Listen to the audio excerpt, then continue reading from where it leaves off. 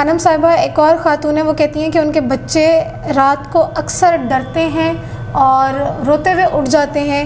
ان کو ایسا لگتا ہے کہ بچے شاید کوئی دیکھتے ہیں، کوئی مخلوق خواب میں دیکھ لیتے ہیں یا ان پہ کوئی نہ کوئی سائے والی چیز ہے۔ تو اس کے اوپر بچوں کو کس طرح سے وہ محفوظ رکھ سکتی ہیں اور بچوں کے ڈر کو کس طرح سے ختم کر سکتی ہیں کہ وہ رات کو سکون سے سوئیں؟ بالکل، بچے ایسے اکثر رات کو سوتے ہوئے ڈر جاتے ہیں۔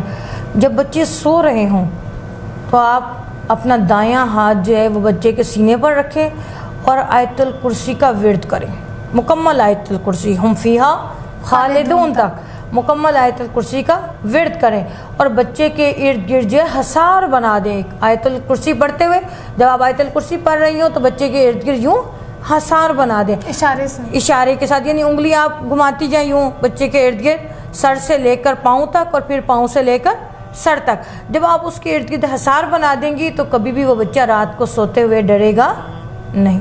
تو یہ ایک آسان سا عمل ہے، اس کو آپ اپنی روٹین بنا لیں۔ ایون خود پہ بھی کر سکتے ہیں خانم صاحبہ، بالکل خود پہ بھی کریں، سوتے ہوئے خود پہ بھی احسار کریں اپنا، بالکل اور کریں، آپ خود بھی محفوظ رہیں گے اور اپنے بچوں کے لیے بھی۔